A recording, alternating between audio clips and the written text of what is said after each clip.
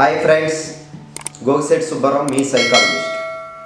ఇవాళ మనం చెప్పుకునే టాపిక్ ఇద్దరు కపుల్స్ మధ్య రిలేషన్షిప్లో ప్రాబ్లమ్స్ వస్తున్నప్పుడు, డిస్కషన్ అవుతున్నప్పుడు, ఫైట్ జరుగుతున్నప్పుడు ఇక్కడ ఎమోషన్ని ఎక్స్ప్రెస్ చేయటం తప్పేం కాదనమాట.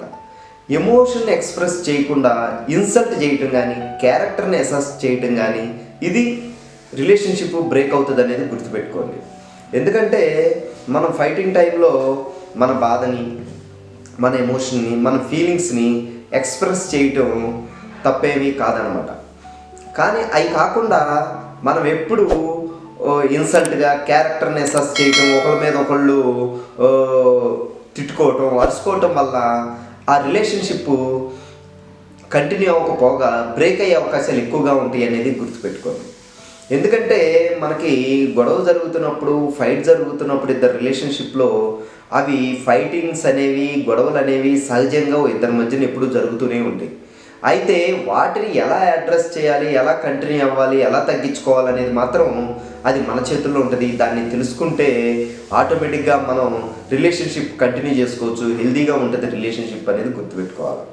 ఎందుకంటే మనకి ఏ గొడవ జరిగినా అక్కడ ఎమోషన్ని ఎక్స్ప్రెస్ చేయటం చాలా ఉత్తమమైన పని అనమాట.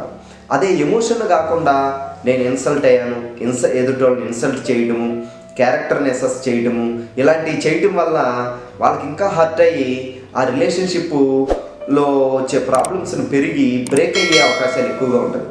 కాబట్టి రిలేషన్షిప్ బ్రేక్ చేసుకోవడం కన్నా అవి అర్థం చేసుకుని, ఎమోషన్ని ఎక్స్ప్రెస్ చేసుకుని, ఒకరికొకరు అండర్స్టాండింగ్తో రిలేషన్షిప్ కంటిన్యూ చేసుకోవటమే కరెక్ట్ అయిన పని అనేది గుర్తుపెట్టుకోవాలి. ఎందుకంటే ఒక రిలేషన్ ఏర్పడింది అంటే అక్కడ ఇద్దరి మధ్యన ఎన్నో జ్ఞాపకాలు, ఎన్నో ప్రేమలు, ఎమోషన్స్, ఇవెన్నో రిలేషన్షిప్లు, ఎన్నో కంటిన్యూషన్లు ఉంటాయి అన్నమాట.